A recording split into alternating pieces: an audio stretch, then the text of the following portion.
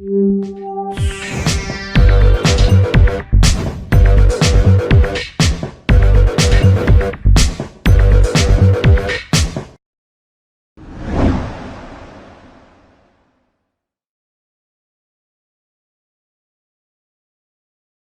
guys, it's Nick with the Junior Hockey Truth, and today I got a special guest with me. His name is Mark Heatherman, and he is from Sports Scholarships and Beyond. It is an agency that does family advisement. They're family advisors, and I get a lot of guys writing in, a lot of parents writing in, what is the deal with family advisors? How do they work? How are they different from agents? And should I get one? So today I wanted to get Mark on here. He's currently advising, or his business is currently advising, over 100 clients, and they got a whole menu, different programs for athletes to help move them on to higher levels to get scholarships. So I'm going to introduce him now. How you doing, Mark? Very well, Nick. Thanks for giving us a call. No problem. Before we get started and we dig into all the different stuff that family advisors do, why don't you introduce yourself and tell us how Sports Scholarships and Beyond came into being? Yes, my name is Mark Heatherman, as Nick had said, and we own a company called Cornerstone Sports Group, which is the owner of Sports Scholarships and Beyond. And we really got involved in the family advisor role because of our ownership of Junior A teams and our management of Junior A teams. And we saw a number of young players coming through the junior ranks that had really not done the right things to help themselves get scholarships at the NCAA level, which is the goal of many hockey players. And we were saddened actually by some tremendous hockey players who had done things incorrectly at the academic level or had not worked hard enough in their academics. And this ultimately cost them a great opportunity to get a scholarship at a great school in the States. That was really what drove us down this path and getting into the family advisor role for information for parents and make sure they understand what they need to do. And also to motivate the kids. I have a 17-year-old son, and school isn't always the most important thing for teenagers, and sometimes that can be a contentious issue with their parents. So it's family advisors are a great role in the sense that we bring more of a business aspect to school. We help these guys understand what they need to do to get a scholarship, and we don't have that just being a parent kind of influence. So that often helps parents deal with their teenage kids to work harder on their education. All right, it sounds good, Mark. Why don't we start just with that? A family advisor. It sounds like an interesting term. Sounds like you're advising the families. Why are family advisors called family advisors, and how do they serve the families? Well, I think it's exactly what the title is given compared to an agent, let's say. A family advisor is not paid by a commission of getting a contract or a scholarship for a player. We are simply a marketing company, an advisor company that is paid for our services. Advisor being navigating the junior hockey world. Nick, you're very good at it. That's why you're doing a lot of the videos that you do. Is a difficult process. Navigating your child through high school and managing all the NCAA rules and regulations is just as difficult as trying to figure out what to do at the junior hockey level. So family advisors provide a great role because we have an expertise. We've been in junior hockey a long time. We've been dealing with kids for scholarships, many, under the time that I was in the OJHL. We managed over 40 scholarships that kids got out of the particular team that we were doing in a 5-year period. So we know what it takes, and we really want to help out parents. And one of the things that we do at SSB is we start in grade 8, and this is critical in my mind. Many other organizations start once you're ready to get that scholarship, but there's a lot of kids that have already sabotaged their opportunity by not doing the right things going into grade 9. And we think this is very important that we advise parents and children on what it takes to get that scholarship, the fact they need to be just as attentive in grade 9 as they are in grade 12, and they just really don't understand that part. So this is what our mission is to develop kids in that way and give them all the information they need. Yeah, absolutely. I mean, it's part of the reason, like you said, why I create the videos and touch on that kind of stuff, is there is a need out there to figure out this system. Once you go through the junior hockey system, you realize it's kind of like a tree almost in a way. You come up through minor hockey and then you start branching out. You've got the junior A level and then the major junior CHL level. And then for American kids, they got to decide, do I want to come to Canada? Do I want an American scholarship? There's drafts and lists, and it does get confusing. And I know one thing that I like about what you guys do is you are helping the kids with the education side of things. Because I'm telling you guys, why I always say that I'm helping Bantam and midget players and parents is because that's when it does start. You got to start finding this avenue you're going to go down for your future, and you got to make sure that your school grades are in line. And often family advisors, they're more thought of as to work with players that are working towards NCAA, because obviously you can't have an agent if you're going to the NCAA, but they also help players that are going to other leagues such as the CIS and even sometimes Major Junior. Mark, who are the players that you're usually helping out through sports scholarships and beyond? Well, there's a wide range of players that we help depending on their goal. It might be NCAA, it may be CIS, it may be that I want to play pro hockey and I don't want to worry about the school side of things. So I wouldn't say we limit our advice and our advisor role to schooling, although we have a big passion for kids obtaining a great education through their hockey. But we know the system, and I think this is what we're there to provide. I think another thing that we do that sometimes makes parents not as happy as they might want to be is we're quite candid on the ability of their child and where they should be targeting their child as far as hockey and academics are concerned. And this is critical. Overestimating what you might get, the poor child being under extra pressure to get somewhere where they really can't achieve. So we're not a booster club here. We work with the kids and the parents and say, here's where we see you fitting. That might be OJHL Junior A, it may be out west, it may be Junior B, it may be GMHL. There could be any direction, but the direction is going to be, we're going to advise you in the direction where you want to go and what your goals are. And because we don't make any money off of you succeeding at any of those, we're going to give you the best avenue that we believe, because we're being paid to give you that advice. We're not being paid 10% of your NHL contract. So we don't have that personal direction that we're trying to get that kind of thing from you. We're there to advise you, and our branding is all based on players telling other players what a great job our company did. So, and you know what, I'll put that out, that's most family advisors. I don't want to make that sound like SSB's one in a million. That's what most family advisors want to try and do is help your child get to the end goal of where they're looking to go.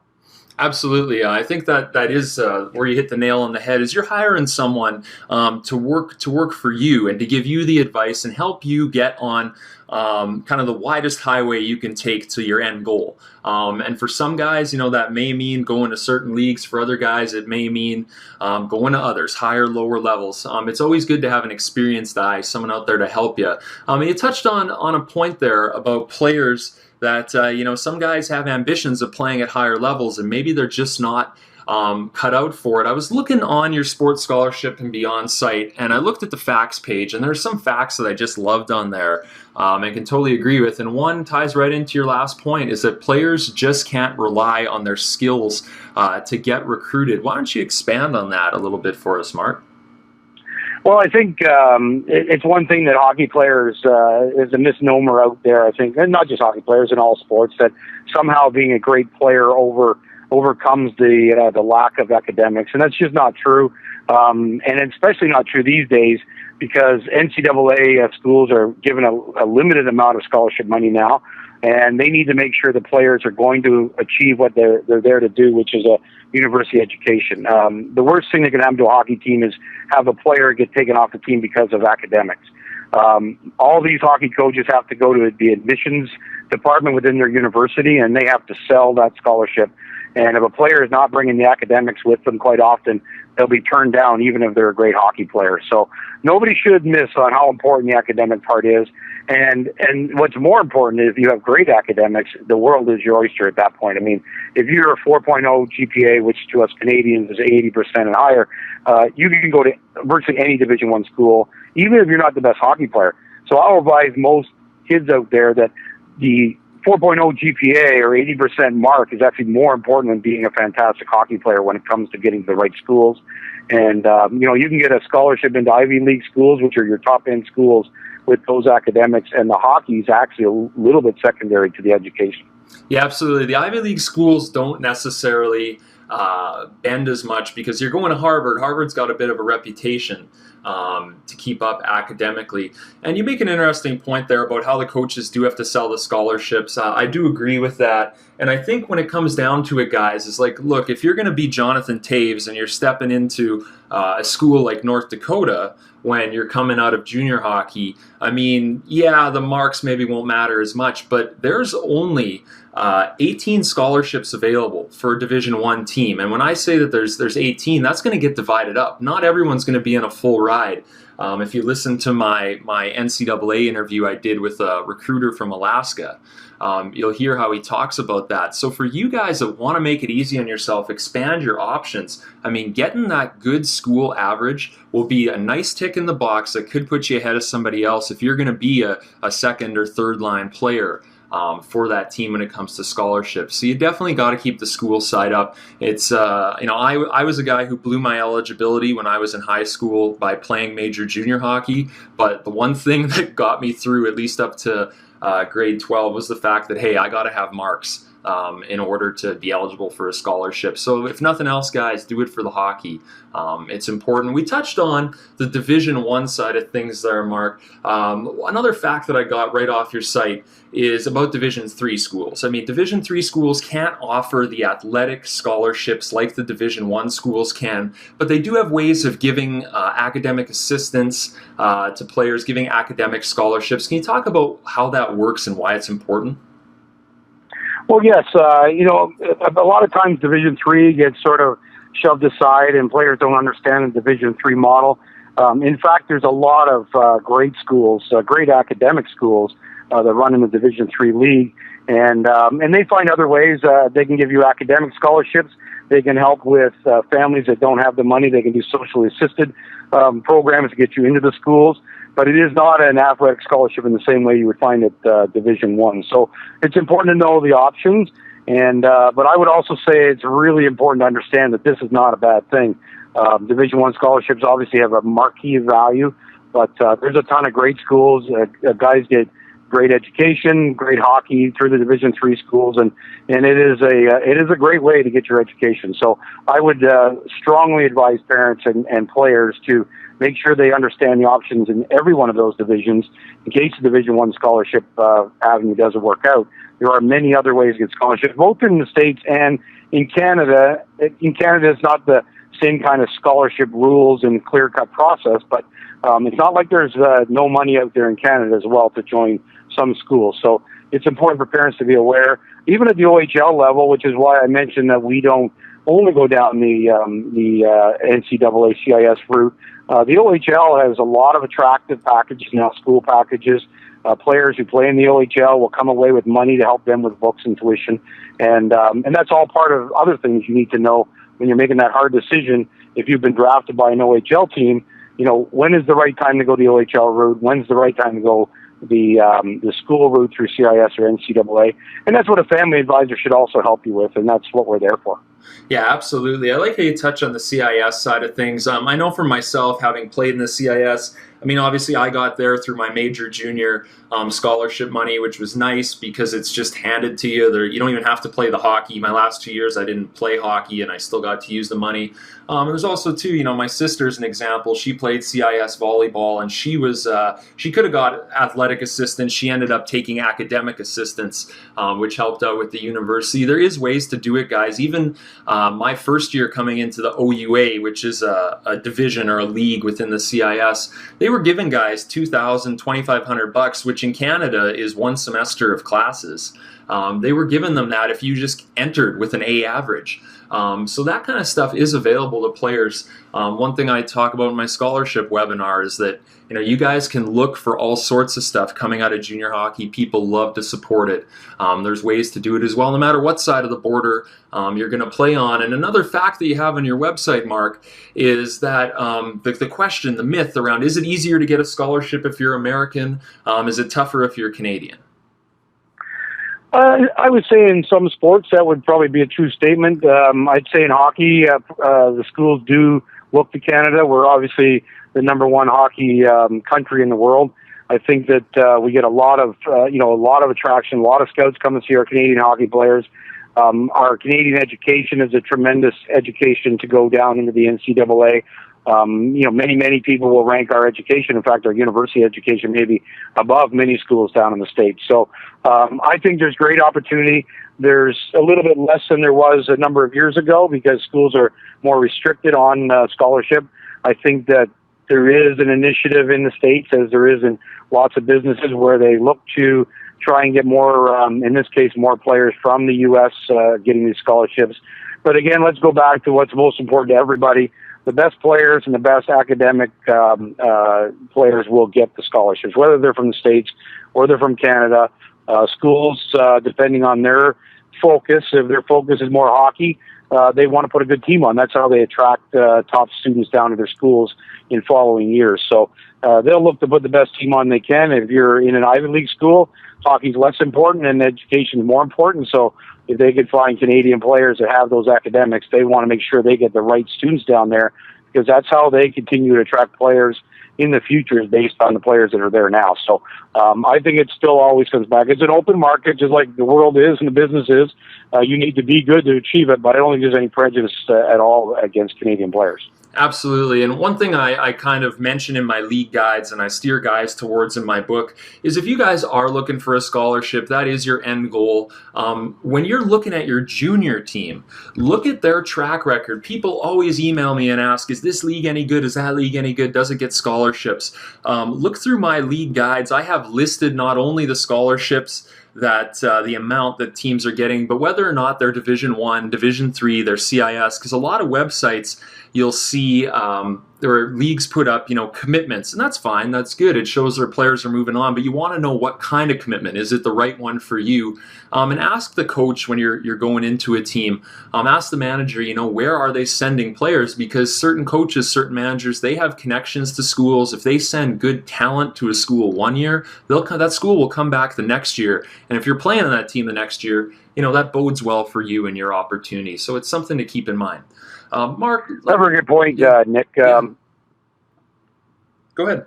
Yeah, that's a very good point. That both many coaches in junior hockey here have taken scholarships in their life and played in a lot of schools down there, and they have direct connection to those schools, as well as being good to other schools as they send top players there. So it's very very important to be aware of where they can direct you, where they have their best connections, and does that line up with your goals. And it's also important, and that's what we do as a family advisor. When I mentioned earlier about being realistic to players, you got to look at that. And are you going to be a Division I quality player, an academic student? Because you could be playing in the OJHL looking for a Division I scholarship, and if you don't have those abilities, you might be playing on the third or fourth line of a team, not getting a lot of ice time, not getting scouted, where you may, if you rationally look at it and say, hey, I'm more of a Division III type hockey player, and academically I have great marks, I might be better playing for a team that gets a lot more Division III scholarships and get looked at by the right scouts.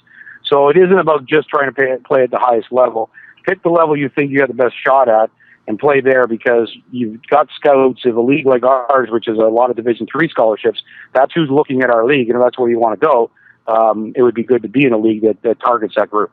Yeah, absolutely. And it kind of reminds me of another point with that. When I played, the junior A teams that I played for were in BC and Alberta. And out there, it was funny. It happened to me. It happened to a couple other of my teammates. Is we go play games, we'd have a really good game, and there'd be scouts coming down from reputable schools in the NCAA, and they'd be asking, they'd pull us into the hall and they'd ask us what our education goals are. Do we want to go to the NCAA? And we have to tell these guys, like, look, we're in junior A now, but we kind of blew our scholarship eligibility 2 or 3 years ago. And knowing that, it's always something I kind of wondered. I wonder what it would have been like to go to NCAA. So if you guys are 15, 16, and I especially, it's not a real secret in hockey. If you're a guy who's a smaller player but very skilled, or you're a guy who has to put on some weight and you don't feel you can compete against the 20-year-olds quite yet in major junior, look into that junior A route for the scholarship. Maybe something that interests you, maybe something that works. Moving along, Mark, let's get into players out there that are listening, parents who think it's time to get a family advisor, and they're going to go out and search for one, or maybe they've been contacted by one already. Before we talk about what makes a good advisor, let's just clear up the rule on what a family advisor can do and how you can pay them while still being compliant with the NCAA rules? Well, the critical part is that the family advisor is a paid advisor. They're paid as they go along, whatever their rate of pay is that they quote to you. They do not make, the key thing is they do not make any money off the success of your child getting a scholarship or getting a contract. If you sign with an agent to getting X percent, if you sign a contract with the NHL or you get a scholarship, or those guys, that's not legal. So you need to make sure that the company is advising your family and is not making any more money off the success or lack of success of getting you a scholarship or getting you onto a what would be called a professional team. And that's kind of the simplest way to look at it, of the two differences between an agent and a family advisor. So make sure you question people on that. Make sure you're clear as to whether they, and it's pretty simple to see because you'll see the amount of clients they have. You'll see the the information about the NCAA, and you'll get a pretty good comfort level. But that's really the simplest key, is looking at companies that do not get any percentage or any more or less money, depending on your success in the scholarship route. And just to be clear for people out there, what if a family advisor or an agency, let's say they have a player who is playing major junior that they're advising, and you're a player who wants to go to the NCAA. Does that technically make them an agent, or are they still a family advisor as long as you pay them as one? Yeah, you'll quite often find companies that are both. The key thing is that you're paying them as a family advisor for your particular child, and that's really the route you need to go to make sure you're compliant. The other thing that's really important for parents is it's an easy call down. The NCAA is fantastic with the amount of resources that they have. So if you're ever unclear of an offer made by a family advisor or someone who's spoken to you, give them a call, explain the situation. They'll give you advice on whether that company or that person, because quite often family advisors are individuals, is going along the correct route to keep you eligible. So parents should never feel afraid of calling the NCAA directly. They're fantastic to talk to. They'll help you with those kinds of issues before you make a mistake. That's probably my number one advice to parents. Take your time. Make sure you're comfortable.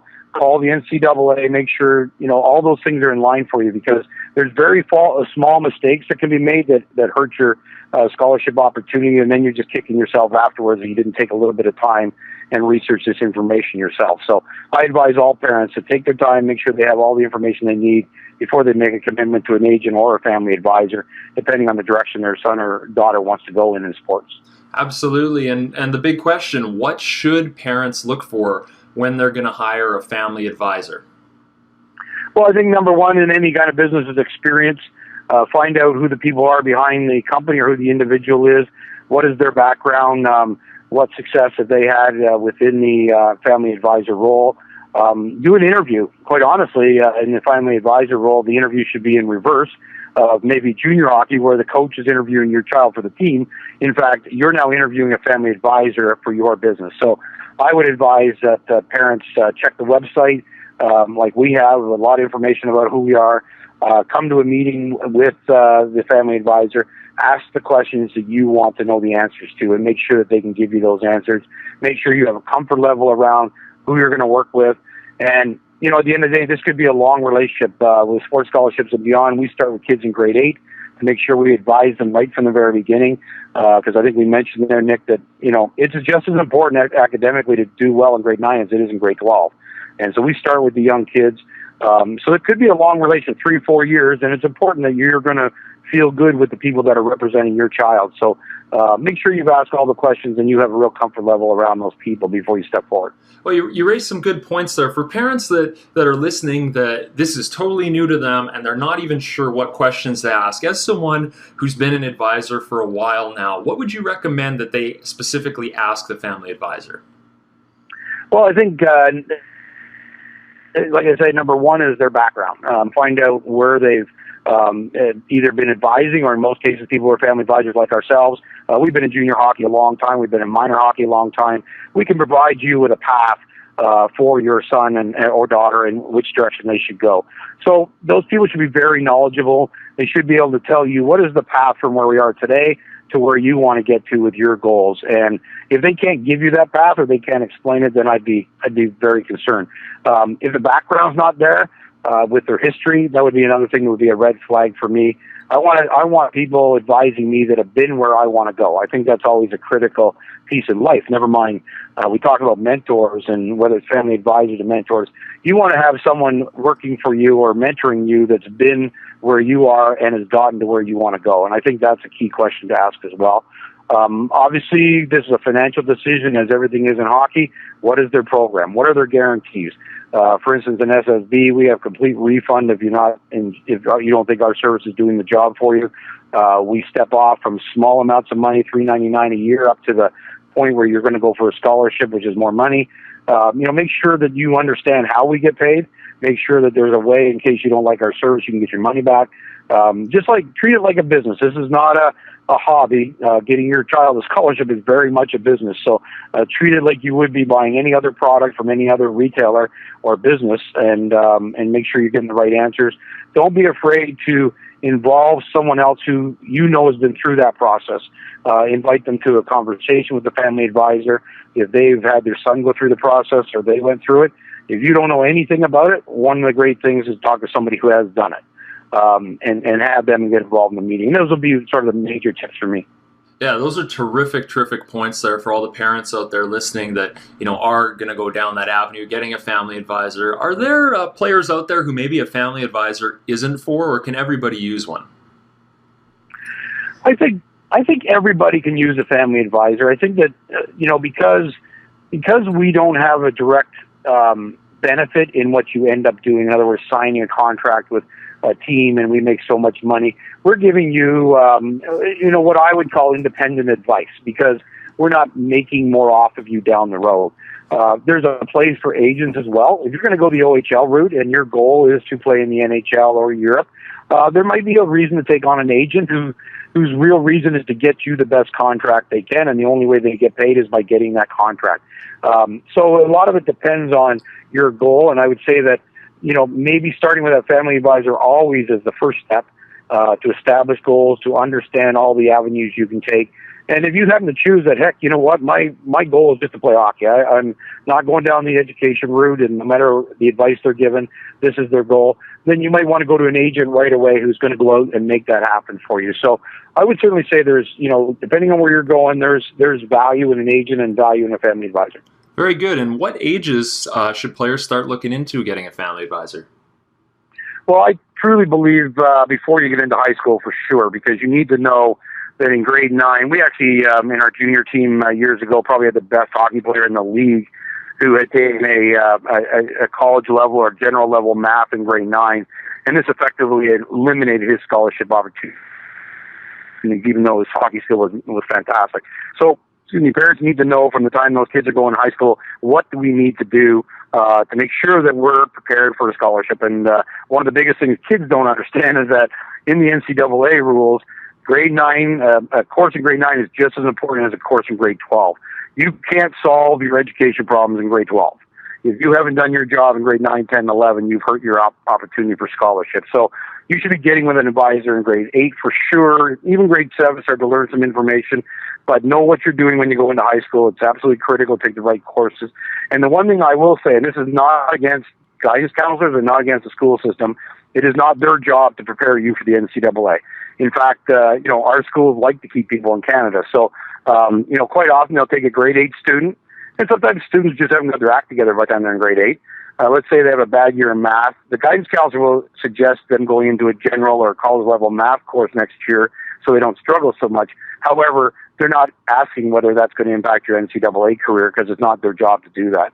So that's why you want to have a family advisor, so that advisor can help you with what you're being told by your guidance counselor at school and what the needs are to keep your NCAA eligibility alive. So I would say grade 8 is the time to jump into having a family advisor. That's some great insight there, guys. That's why Mark is a total pro at this and why he does it with sports scholarships and beyond. Guys, Guys, I offer coaching to help guys get to junior hockey. Parents have questions, we book calls. You can email me anytime. But if you want a real pro, people who are doing it all the time, not just to get you to junior, but to get you on to college and all that kind of stuff, I'm happy to partner with Sports Scholarships and Beyond. We work together and helping each other out. Mark, if players are looking for more information, parents, about how to get involved with you guys and the services you offer, where can they go? They can go straight to sportsscholarshipsandbeyond.com. We have an extensive website there with all the information about us, and of course you can always shortcut that and give us a call, and let's set up.